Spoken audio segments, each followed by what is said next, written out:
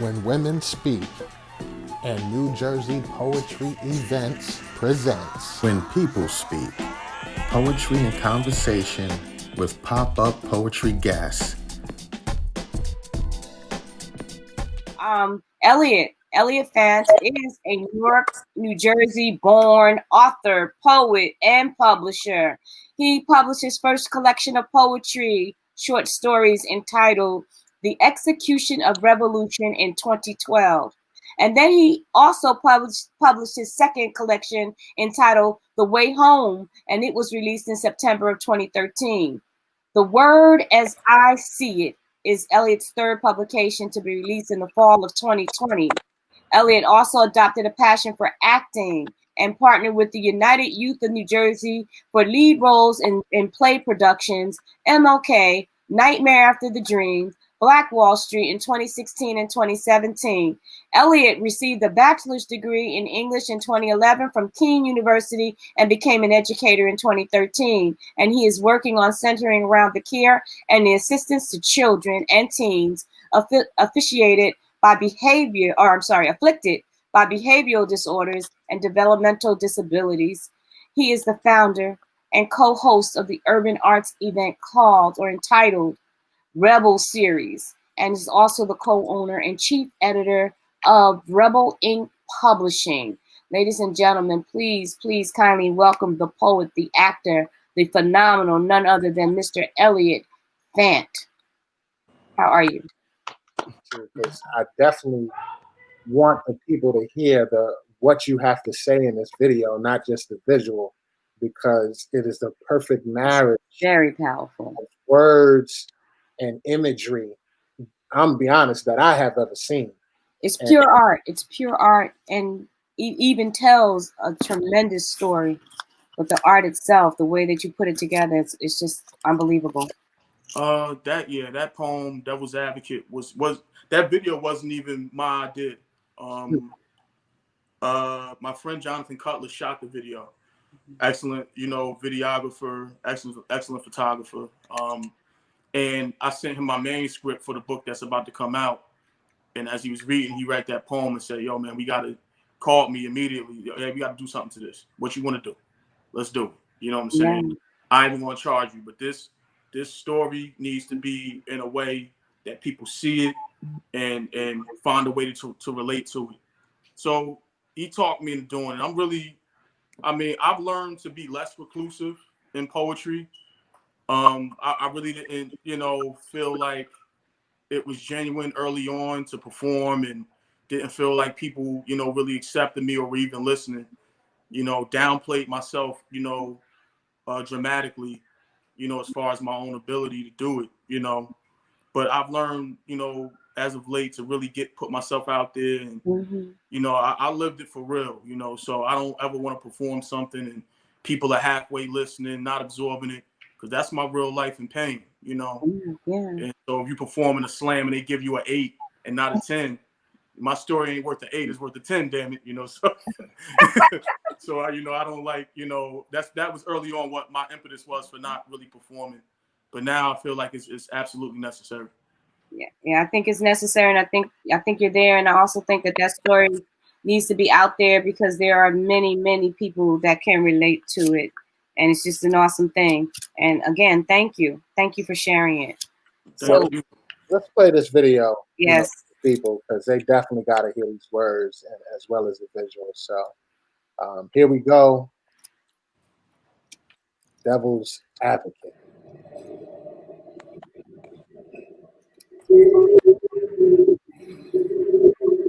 God is no insurance policy.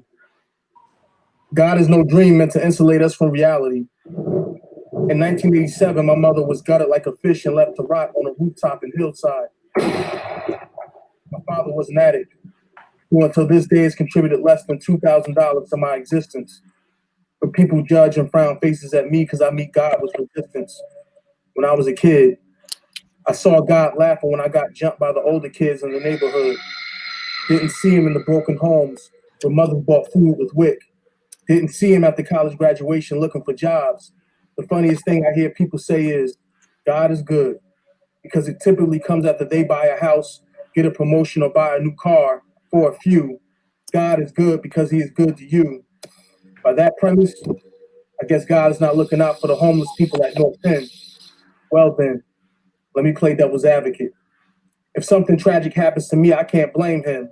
If something great happens, I gotta give him all the credit. Sounds like a pimp. God is a jealous God. I didn't think that an almighty Messiah could be resigned to an emotion that human.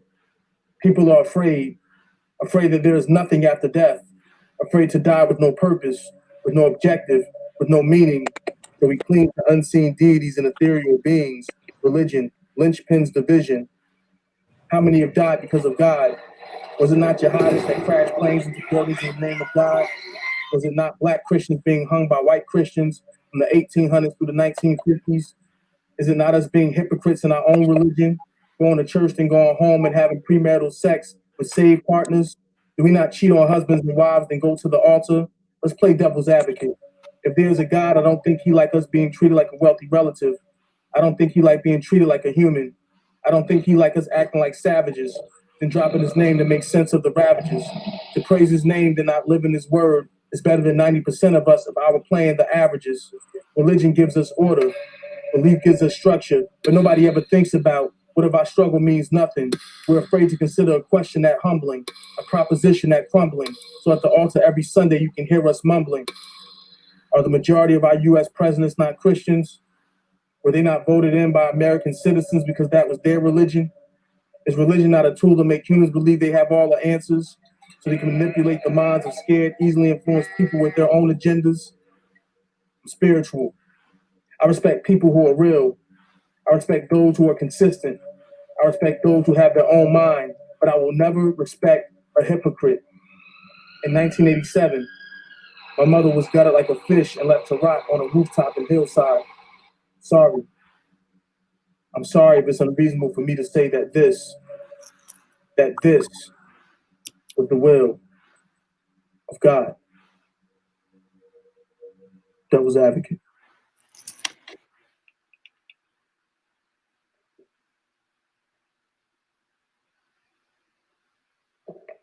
Whoa. Whoa.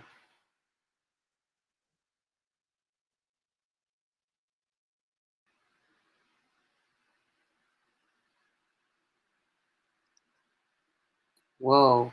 That's all I could say. It's like it's pure silence in the audience as everybody's mouth is open and we're all gasping for air. Yeah. Tremendous story. That last part, I mean, in the midst of everything that was happening in that video, I feel like that last part is so important. Where I'm walking, the whole video. This was Jonathan's idea again. The whole video was me speaking as if I'm a preacher preaching to an audience. The poem ends, and there's nobody there, and that's so, I think, symbolic of life. You know what I'm saying? You know, everything turned inside you, everything you want to say, and who the hell wants to listen? Who gives a damn? The thing that I got from that last part, Elliott, I'm glad you spoke on it, but I got that like in the beginning, maybe people have faith, and after like towards the end or as things go on in life, the challenges, the struggles, and the tests, they just lose faith, and so that's where the congregation had gone to those of no faith. They're no longer willing to listen. They're just out there. That's what I got, and I'm glad that you spoke on that. Powerful. Thank you, Elliott. Well, without further ado, we're going to let you do your thing because what they didn't see in the video, they're going to see in you live and virtually streamed right here on When People Speak. I'm stepping off of the stage and allowing you to have it to yourself. So do you. All right. No introductions. No long-winded introductions. Let's get into it. I'm Schwarzenegger on the deadlift. A Kurt Cobain guitar riff with nothing to prove, like Jordan after the first retirement. Funky like Parliament, like a pulled grenade pin. I'm communion, then reunion afterwards with your favorite sin. I'm an antique Donald Byrd record on the slow spin. A linchpin surrounded by henchmen who drench men in truth, lost inside the silent scream of the youth. I'm a gorilla, trapped with my mother's killer in telephone booth. Dapper Dan, kingpin and pinstripe suit.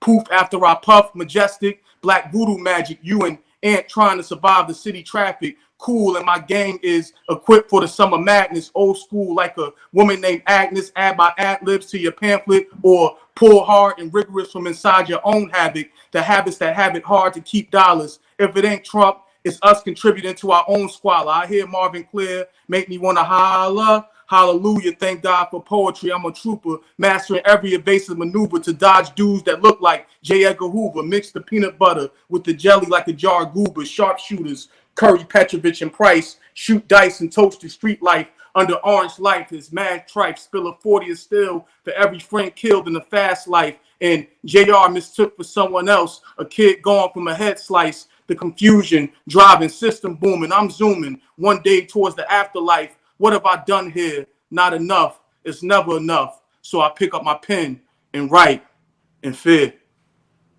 Political gangbang. I saw the blood curl his fingers into a B before drawing his gun and firing at a man right in front of me. I see ballot boxes filled with favors promised to be done to everybody but we. Always intended was the indirect indifference the government had for people like me. My grandmother cried when Obama was charged to make the Oval Office something more relative to we.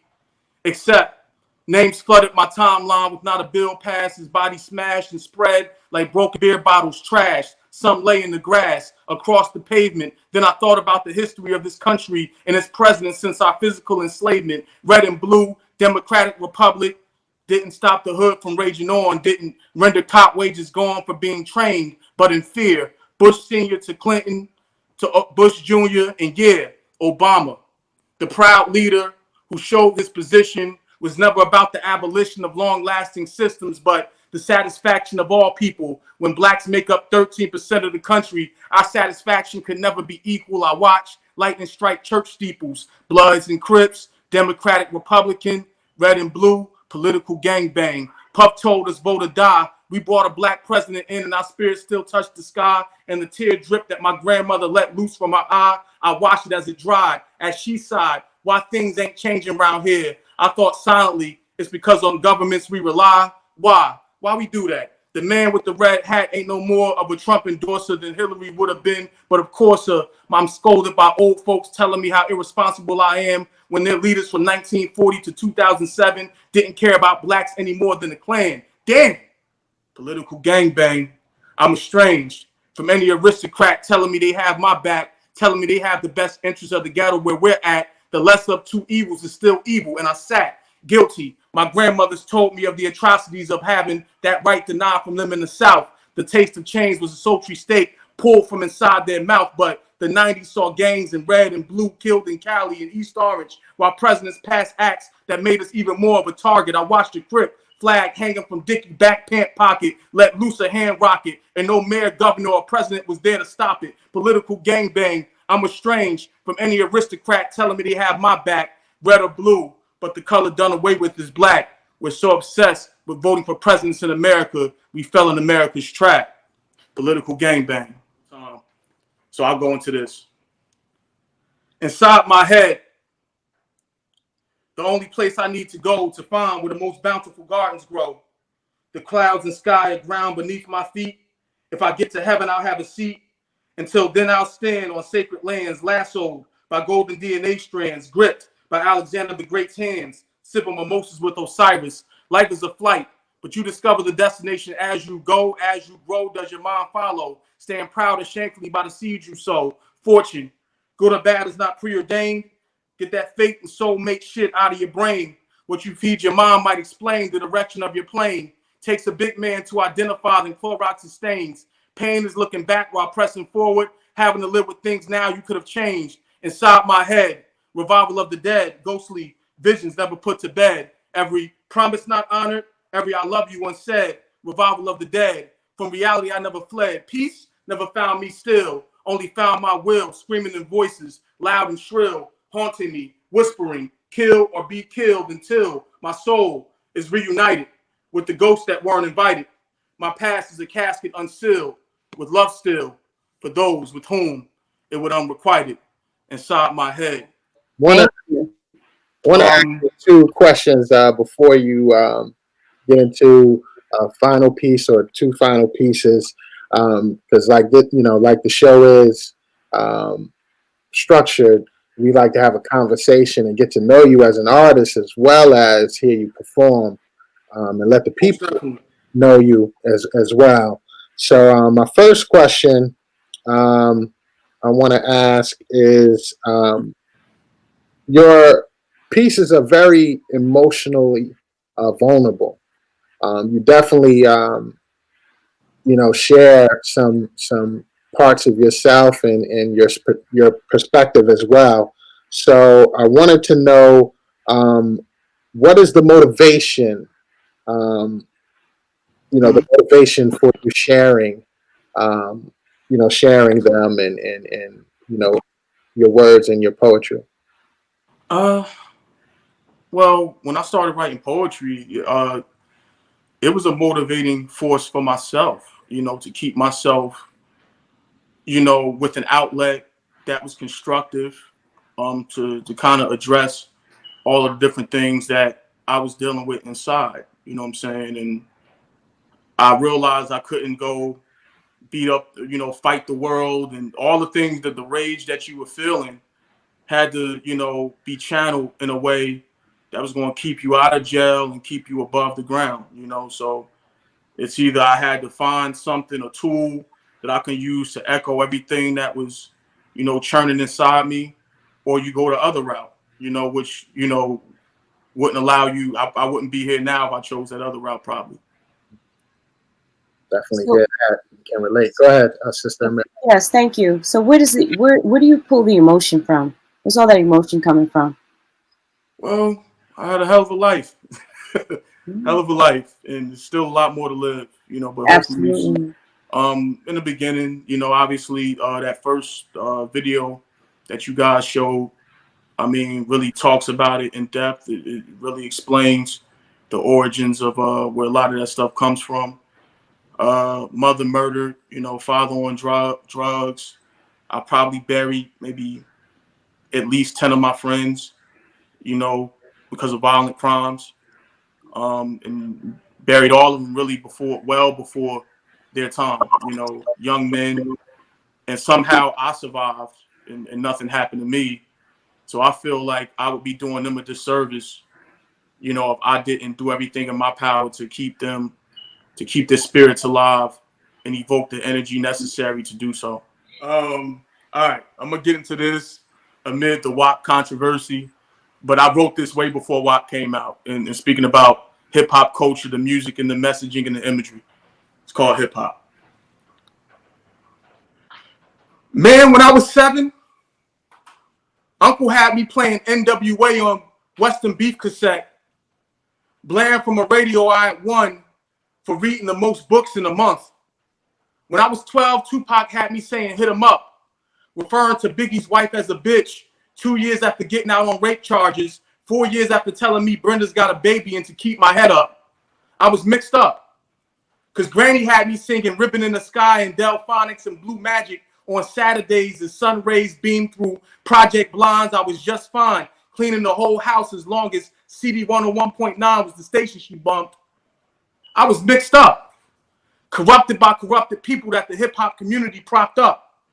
Luke was like, don't stop, get it, get it. 3 years after LL left his girl because Brenda had a big old butt.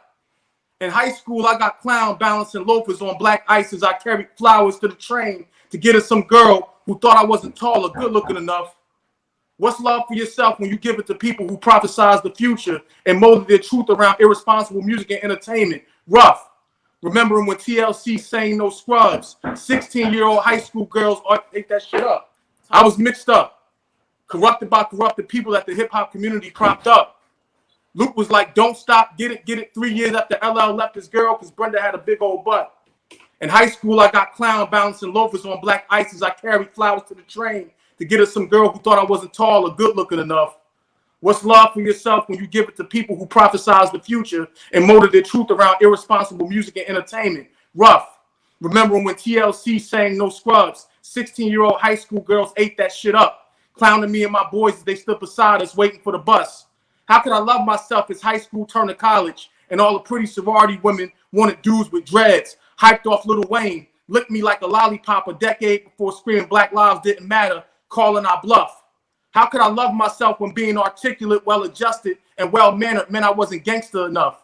How could I have a relationship after having my heart broke around the time Chris Brown dropped These Hoes Ain't Loyal? I toiled with the idea that I might end up alone because of irresponsible messages in the music I loved.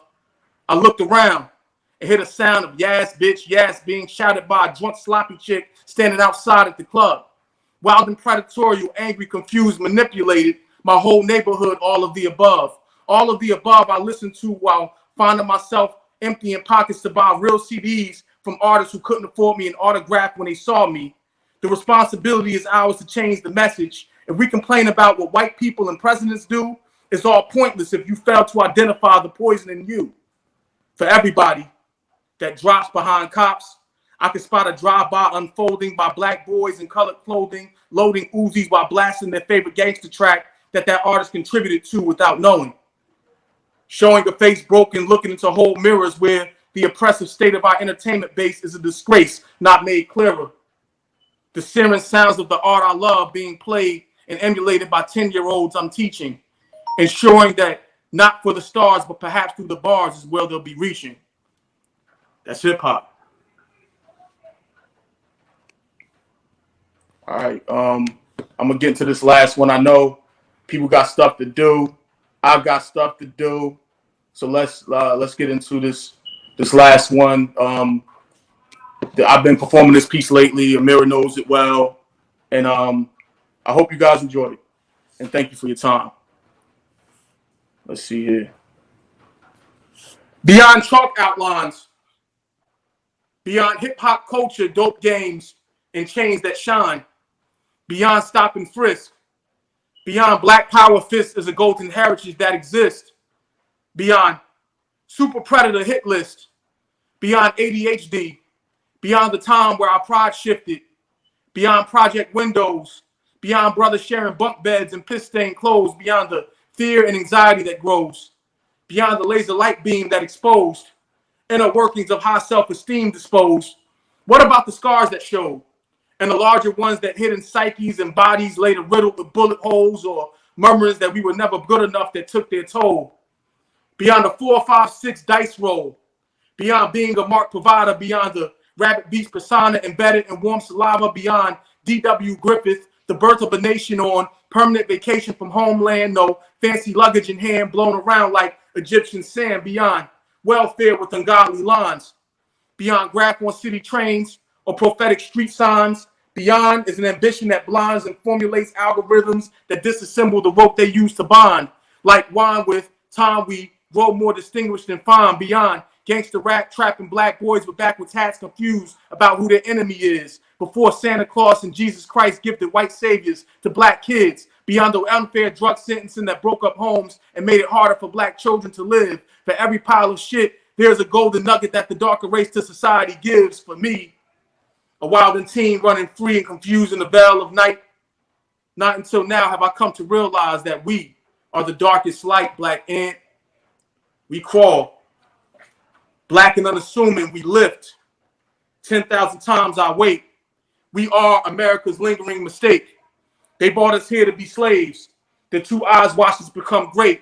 We trenched through concrete terrain, dodging boots and knees. 100 years after running from rope and trees, we climb up bark, carrying food through dark. We small, but got heart, our blood in the air. They killed one of us, another one is there. They push to get rid of us, but we are everywhere. We are everywhere in cell cuff, electric chair.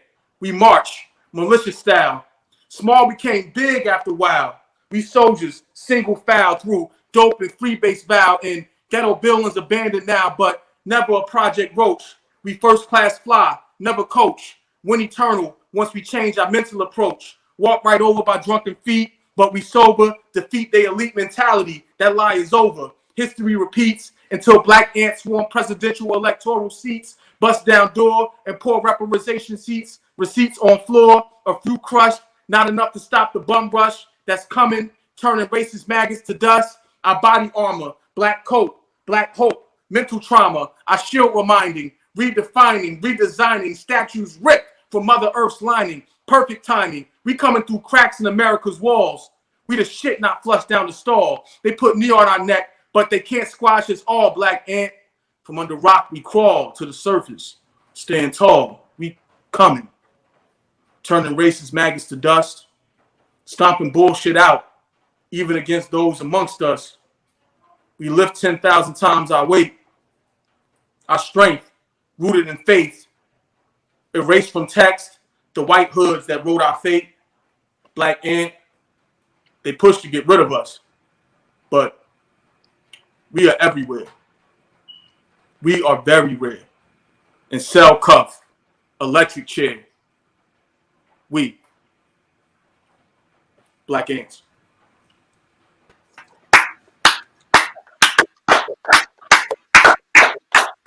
Elliott Fant, y'all. I would stand up and give a standing ovation, but hey, it's virtual land.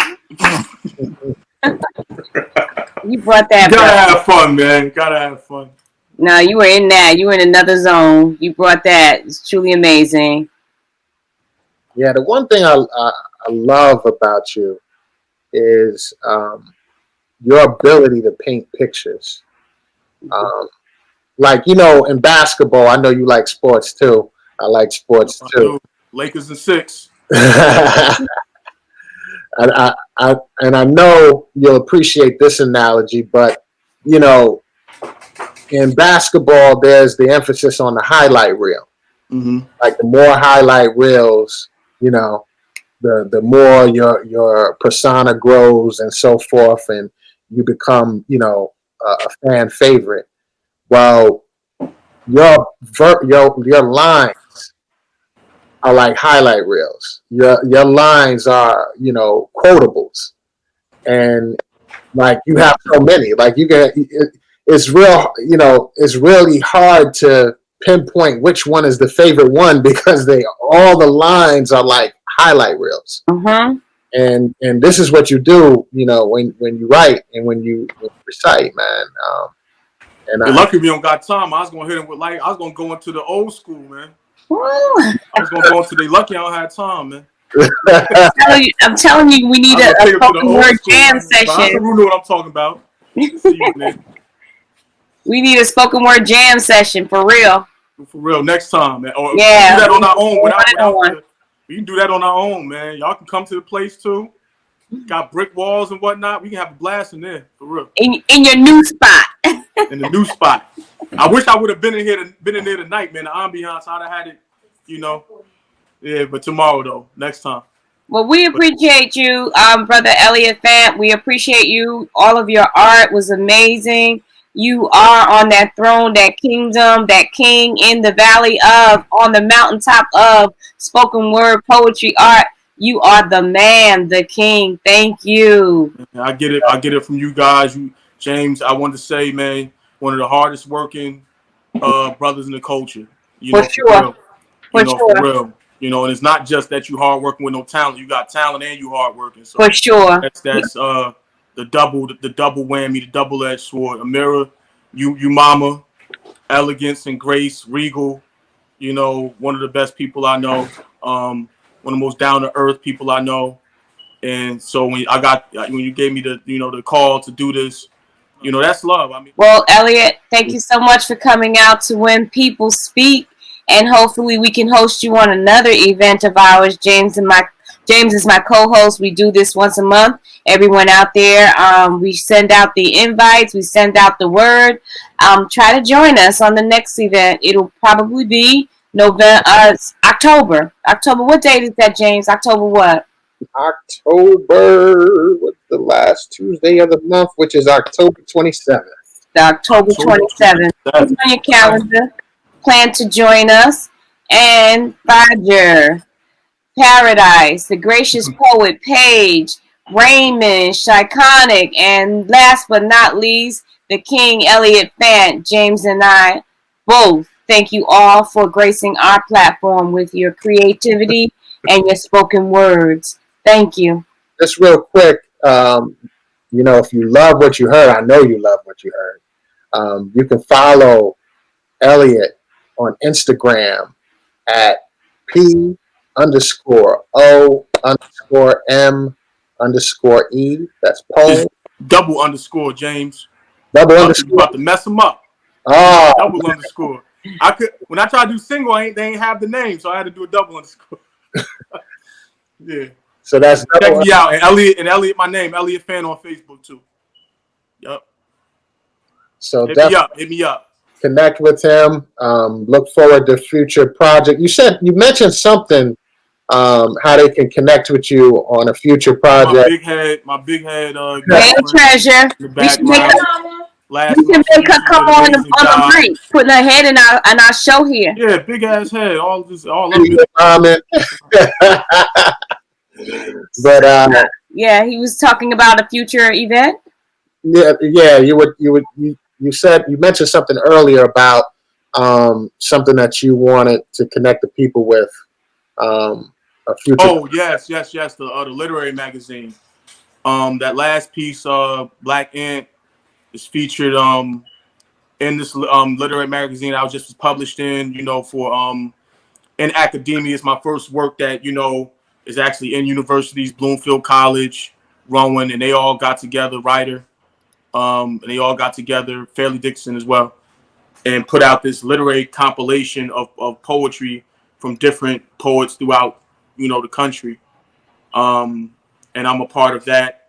If you follow my one of my sites, whether Facebook or Instagram, the information for that is attached to it. I believe it's on Amazon and everything like that. So I can get you the link that way, or just DM me, inbox me, we can speak in private. Mm-hmm. Cool.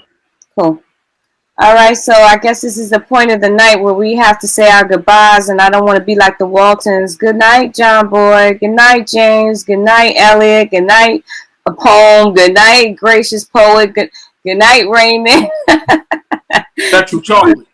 And good night, all you Facebook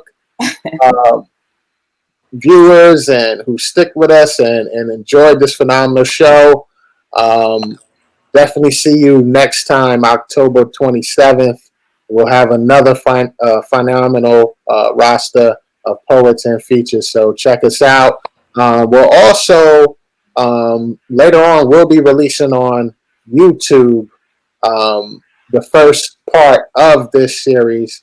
So that way you can go back and check the replay. That'll be coming soon. Just look to when women speak and when people speak. New Jersey Poetry Events.com for that information and those announcements. So check us out. Also, don't forget to continue to donate and support this platform. Absolutely. And again, you can donate at Cash App, $ Amira Shabazz. Please give $5. Give what you can. Anything. Truthfully, all the money is going to be rejuvenated and brought back to the poets, the artists that are on the platform, to keep the site going, to keep the calendar going, to keep the poetry virtual events going. It's not a lot to ask. You see the Cash App there. Kindly just donate what you will, and every little bit counts, and we appreciate it. So this is the end of our evening. I'd like to once again thank you all for coming out. I'd like to thank all the poets in the VIP lounge at this point for hanging out and supporting each other. And see you next month. See you next month.